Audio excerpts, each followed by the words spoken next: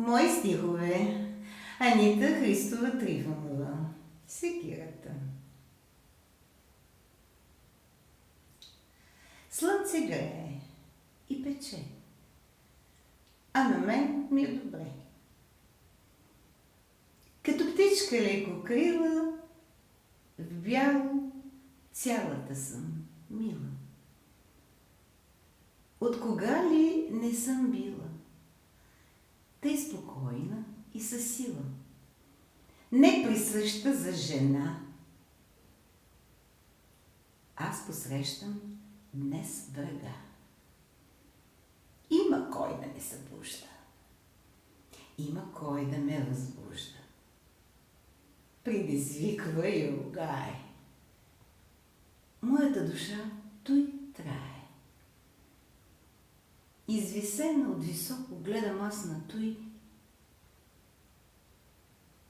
Апропо искам да ви споделя, така без да се срамя. Всеки дневно се зареждам. Не хабя се, не увреждам здраве си, за той уной. Враг мой, добре ме чуй. И цървула си изуй. Бог е с мен. И в светлина ми огрява днес деня. Дава ми крила за крила. Жива вода пия, съм пила. И за тези, които не искат да ме чуят. Защо ли? Досетете се. Слънце грее и пече, а на мен ми е добре. Като птичка лекокрила, в бяло цялата съм мила. Тъй спокойна съм, със сила. Не присъща за жена, аз посрещам днес врага. Има кой да ме събужда, има кой да ме възбужда. Предизвиква и ругае. Моята душа той трае, извисена, от високо гледам аз на той.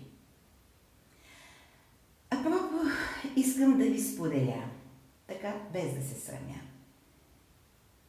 Всеки дневно се зареждам.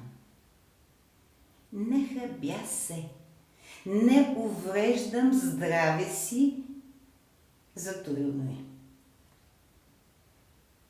Враг мой, добре ме чуй. И цървула си изуй. Бог е с мен. И в светлина ми огрява днес деня. Дава ми крила за крила. Жива вода пия, съм пила. Лек ден, милички. Всичко добро.